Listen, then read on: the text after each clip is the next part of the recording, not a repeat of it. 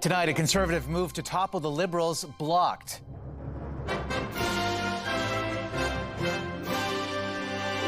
Alors, à la question, la réponse est non. The party promising to prop up the government. You're a coward. You're not going to say it to my face. And the renewed security concerns in a polarized political climate. Somebody's going to get hurt. A second wave of devices rigged with hidden explosives goes off in Lebanon, just as worshippers gather to mourn a victim of yesterday's pager blast. Indeed, it was a sort of a mass aggression. Hezbollah's calls for revenge as Israel declares a new phase of war. The multi-billion-dollar takeover of MLSE and the seismic shift for Canadian sports. Rogers has a monopoly on professional sports in this marketplace. Hello, I'm here for this case. Plus, the brazen car theft. The Ontario man plowed over by his own luxury car in his own driveway. Plus, putting a lid on a kitchen staple. That type of a container is so available everywhere now. The long-term fate of Tupperware sealed. Yes, there's a party going on at Mrs. Betty Martin's house. It's a Tupperware party.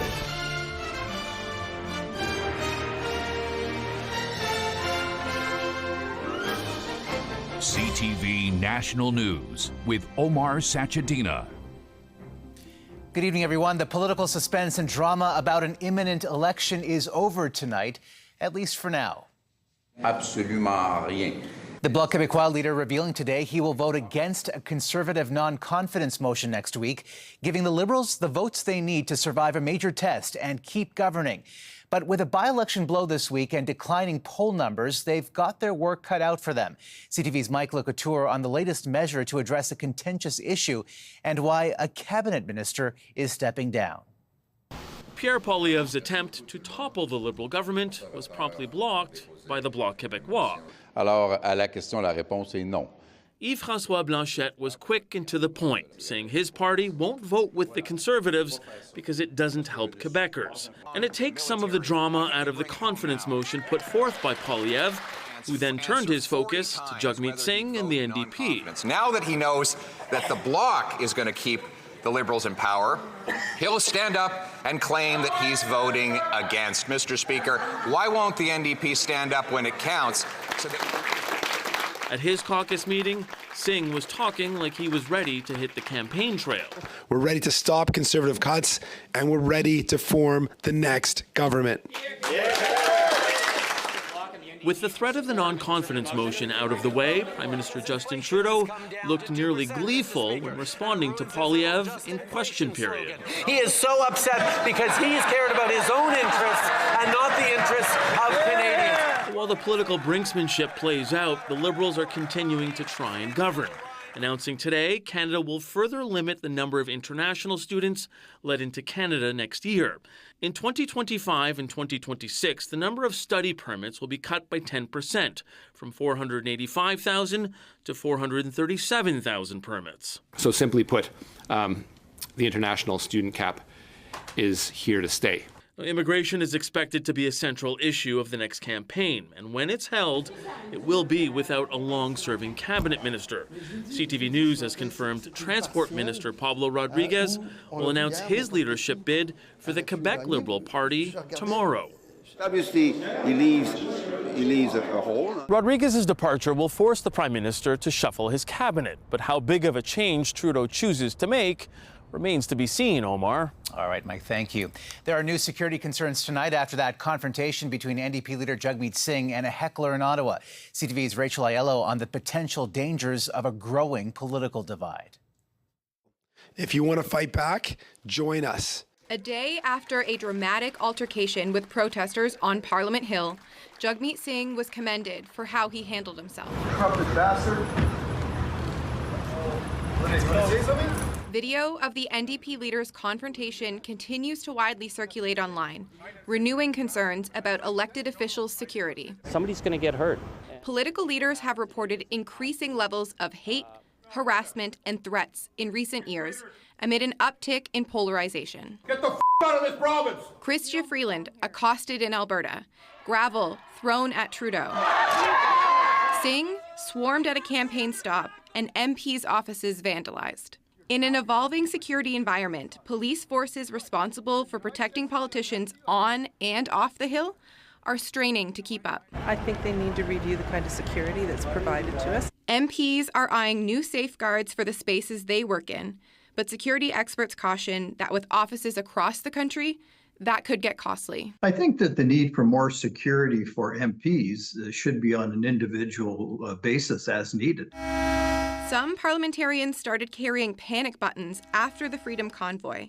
And since the kickoff of the fall sitting, anti-government protesters have again been demonstrating outside Parliament. Today, Liberal ministers questioned why Conservatives haven't condemned them. I think the sad part in this is that Pierre Poilievre continues to play footsies with these guys. Asked to comment on Singh's altercation, Tory MPs didn't stop. Do you think it's appropriate for protesters to confront party leaders like they did yesterday, Mr. Singh? Facing the prospect of being back on the campaign trail before too long, federal politicians are contending with how to balance being accessible to the public while still feeling safe. Omar? All right, Rachel, thank you. A new wave of explosions from wireless devices rocked Lebanon for a second day in a row, killing at least 20 people and injuring 450 others. This time, it was walkie-talkies used by Hezbollah that blew up after thousands of pagers exploded yesterday. CTV's Geneviève Beauchemin reports.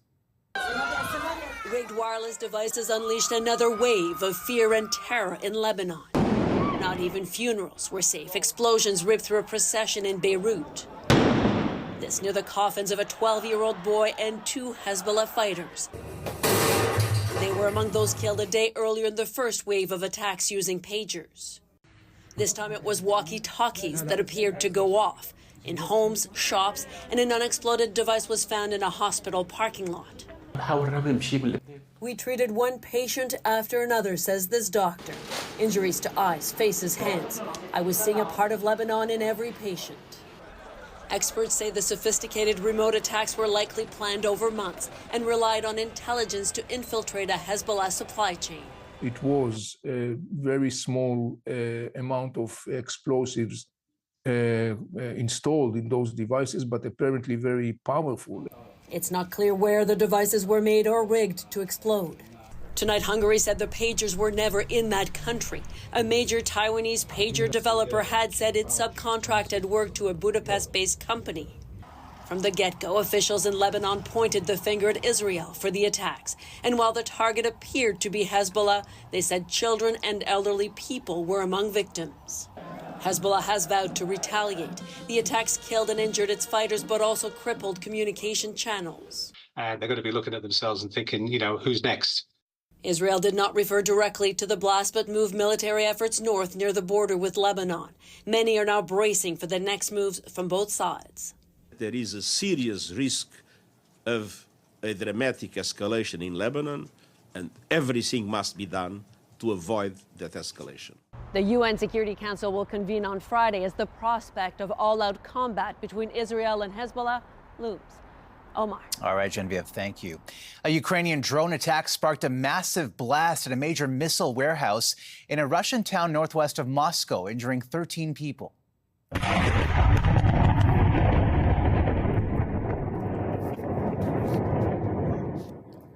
The intense explosions threw up towering fireballs picked up by NASA satellites and triggered an earthquake. Authorities say the fire burned across an area 6 kilometers wide. Back in this country, police have released a dramatic video of a car theft near Toronto. Hello, I'm here for the Porsche. The suspect comes to a man's door to test drive his Porsche for sale. Moments later, she quickly reverses, running over the owner and hitting a parked car. Incredibly, the man was not seriously injured. Police say they're now looking for the suspects. The group representing Canada's doctors formally apologized for harms to Indigenous communities today at a ceremony in Victoria. The Canadian Medical Association is deeply sorry for the harms First Nations, Inuit, and Métis peoples have experienced and continue to experience in the Canadian health system. The CMA says it's ashamed of the role health professionals played, leading to racism, neglect, and abuse toward First Nations, Inuit, and Métis peoples.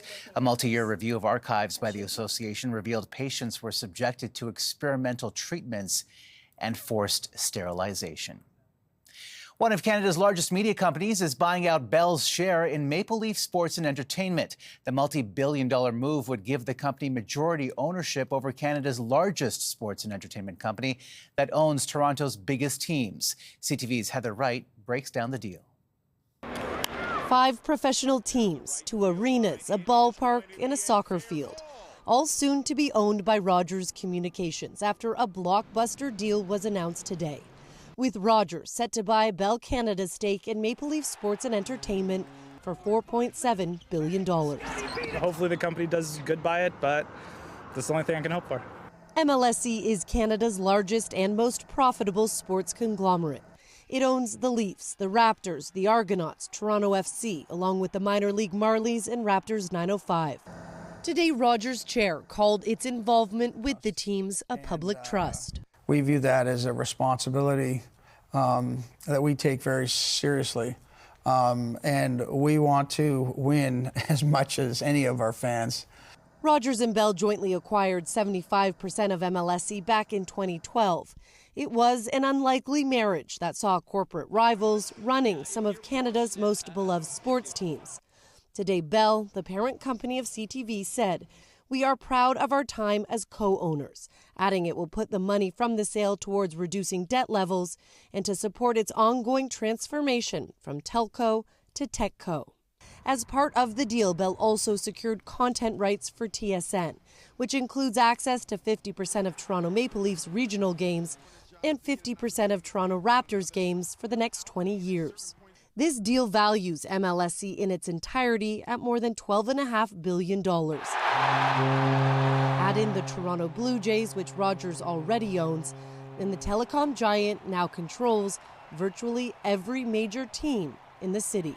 Rogers has a monopoly on professional sports in this marketplace, and that gives them a lot of power in terms of sponsorship, advertising rates, everything. Rogers says this deal will not affect its debt, and it plans to bring on private investors. Now, all of this is subject to league and regulatory approvals, with the deal not set to be finalized until 2025. Heather Wright, CTV News, Toronto. For the first time in 4 years, the U.S. Federal Reserve has slashed its benchmark interest rate. It went down by half percentage point. It shows the Fed's new focus on bolstering the U.S. job market. More cuts are expected later this year. Disgraced movie mogul Harvey Weinstein pleaded not guilty to a new sexual assault charge today in New York. Mr. Weinstein has been very consistent from the time of his investigation. He never forced himself on anybody. The 72-year-old made his first court appearance since emergency heart surgery 10 days ago, charged with sexually assaulting a woman in a Manhattan hotel back in 2006. A retrial of his landmark Me Too case is expected in November. Hip-hop mogul Sean Diddy Combs remains behind bars tonight after a second judge denied him bail. The rapper and producer pleaded not guilty to sex trafficking and racketeering charges following his arrest this week and will stay locked up in a notorious New York prison, joining high-profile sex abusers musician R. Kelly and Ghislaine Maxwell. Here's CTV's Joy Malbin. After spending a night in a Brooklyn detention center described by some as hell on earth, Sean Combs was desperate to make bail. His legal team offering new restrictions: detention at his luxury Miami mansion while he awaits trial, a $50 million bond, weekly drug testing, GPS monitoring, and no female visitors at his home except family.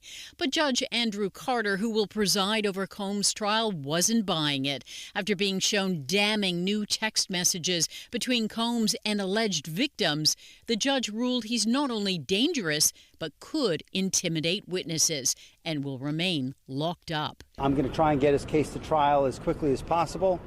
I'm going to try and minimize the amount of time he spends in very, very difficult and I believe inhumane housing conditions. Combs pleaded not guilty to shocking sex trafficking crimes after police raided his home 6 months ago. A bombshell indictment alleges the Bad Boy Records founder ran a criminal enterprise that trafficked and abused women for decades, orchestrating and taping sexual performances called freak-offs and using his power and prestige to conceal the crimes. The accusations stem from a string of civil lawsuits from women, including his then-girlfriend, singer Cassie Ventura, seen in this violent video being beaten and kicked by Combs in a hotel hallway in 2016. This is fundamentally a sex trafficking case, which is incredibly serious. The fact that they even thought that there might be a chance that he could get a bail was pretty much a Hail Mary. Combs will remain behind bars until his trial, which likely won't begin for at least another year. If convicted, he faces decades in prison. Omar? All right, Joy, thanks. Coming up. I will be donating my brain, just not today. The heads-up play by a former football pro, plus unearthing a rare opportunity in Saskatchewan.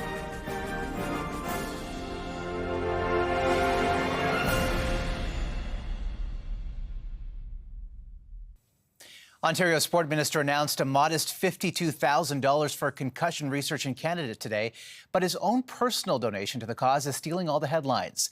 Neil Lumsden, who is also a former football player, is donating his brain for future research.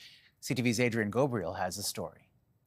Lumsden inside running, breaks loose, look out. In 1975, Neil Lumsden was crowned MVP as his Ottawa GGs won the Vanier Cup. Almost 50 years later, he stepped back onto the field at the University of Toronto's Varsity Stadium to announce what might be the defining play of his career. I'm announcing that I will be donating my brain, just not today, to concussion research.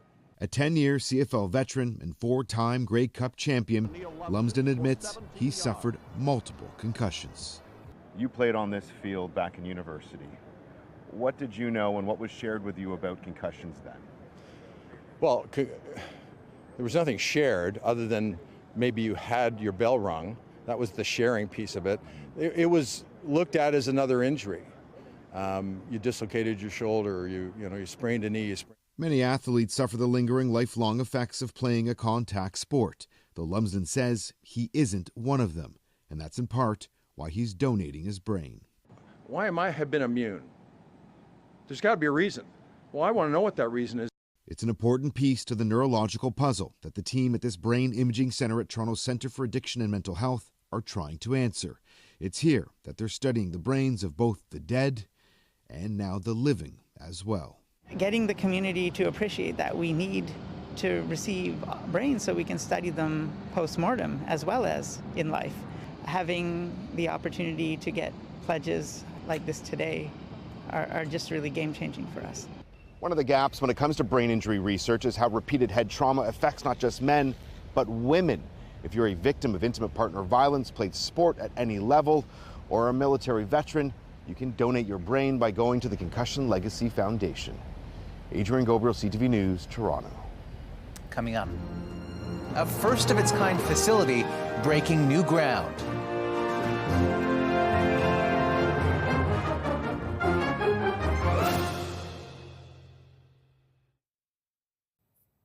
Rare earth metals are used in everything digital, from cell phones to electric vehicles. It's a global industry dominated by China.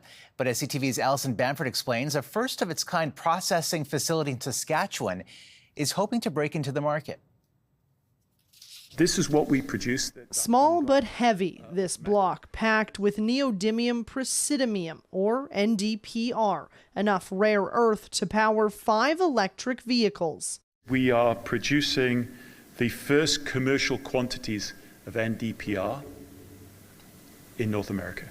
17 elements on the periodic table are known as rare earths. They aren't actually that rare, but processing them in Canada is. The reason this isn't happening all over the place is because it is really hard to do. China controls about 90% of the rare earths market, and late last year placed an export ban on its processing technologies. So in the past 2 years, there has been a lot of interest outside of China to develop this sector. That's where this commercial processing facility fits in. A first of its kind in North America, the Saskatchewan Research Council is hoping to break into the market. We did not want to create radically new processes which would introduce risk. We wanted to use existing processes, but operate them a lot smarter. Earlier this year, the SRC, with the help of Ottawa, purchased a stockpile of rare earths from a mine near Yellowknife that was intended to be sold to China, underscoring the need to keep these minerals in Canada. Anytime you can reduce China's leverage in the market is going to be overall net positive. Once the facility is fully operational, it could produce enough NdPr to manufacture 500,000 EVs each year. And there are talks to one day process the rare earth samarium that can be used in defense weapons like F-35 fighter jets. Allison Bamford, CTV News, Regina. After the break. There were numerous ones all the time, and then they sort of faded out. Tupperware in financial trouble.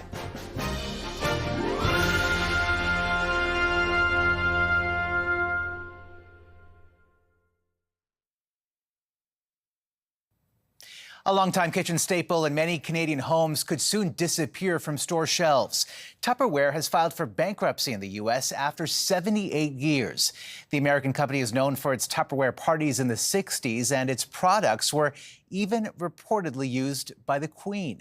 CTV's Paul Hollingsworth pops the lid on the brand going bust.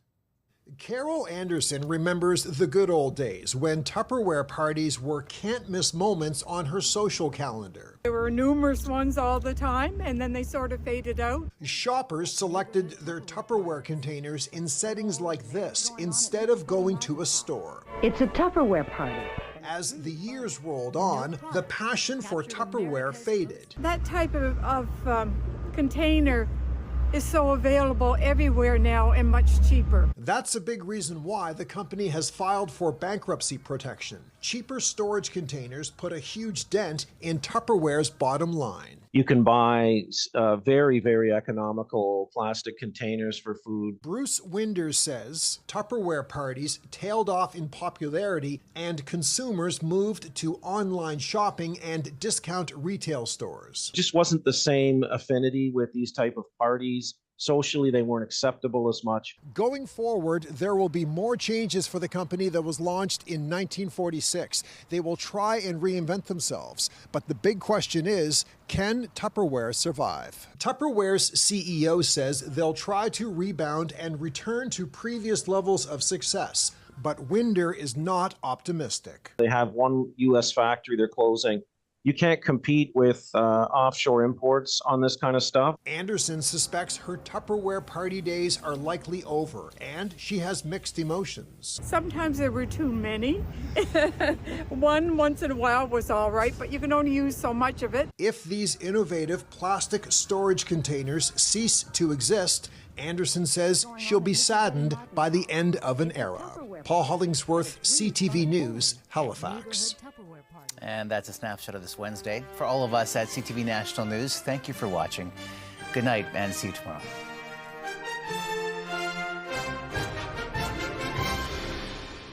CTV National News, Canada's #1 newscast.